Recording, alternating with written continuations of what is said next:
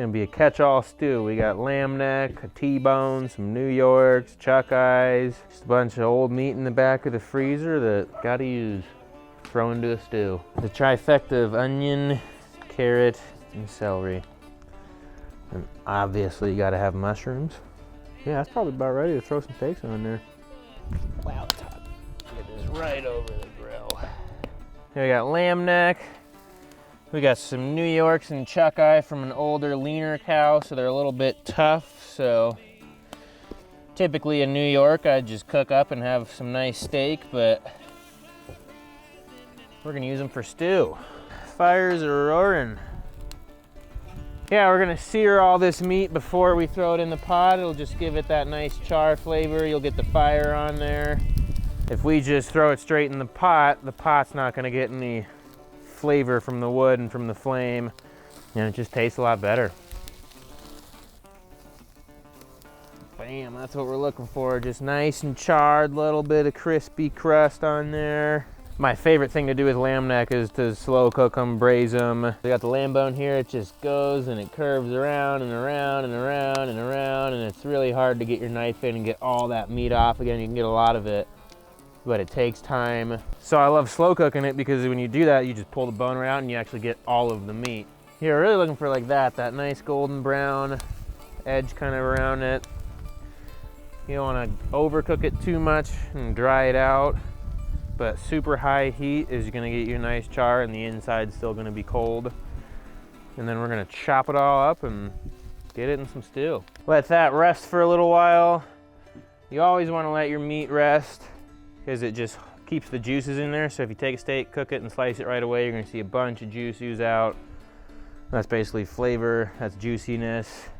You don't wanna lose that. We'll let this rest a while because it doesn't matter if it gets cold or not because we're throwing it in stew. So we'll just let this sit here until we're done with all the veggies. Now we're gonna roast veggies. We're doing this just because, yeah, we're cooking over fire. We wanna get that nice flame grilled flavor. Woo! Ah. Slightly easier. The biggest part of fire cooking, keeping your fire.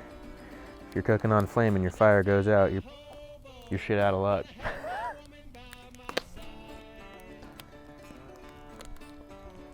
Oh, that one's hot. Oh yeah, nice and rare. Before we cut anything else, gonna throw some pepper on this. It was salted prior.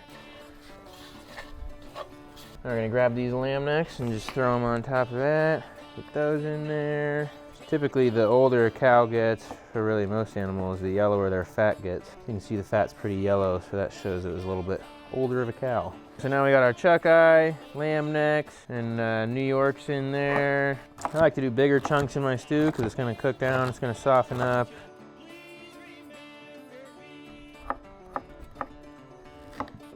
Break it down a little more. Mass cut all our carrots.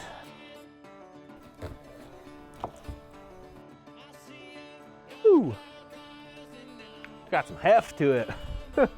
Putting it on the fire, we just got the meat in there and all the vegetables. We haven't added anything else yet. There's a little oil in the pan, and then we'll get that warm and then start slowly adding some wine and stock. Yeah, doing these campfire cookouts, we just want to cook some simple food where it's still healthy. I mean, this is just good meat, good vegetables, nothing's crazy expensive. But the idea is to be able to make good food, healthy food, food that fills you up, and not have to feel like when you go camping, you gotta have boxed mac and cheese or hamburger helper, things that, you know, aren't good for your body. It's a good investment to invest in your body and to eat good food, and you can still do it while you're camping.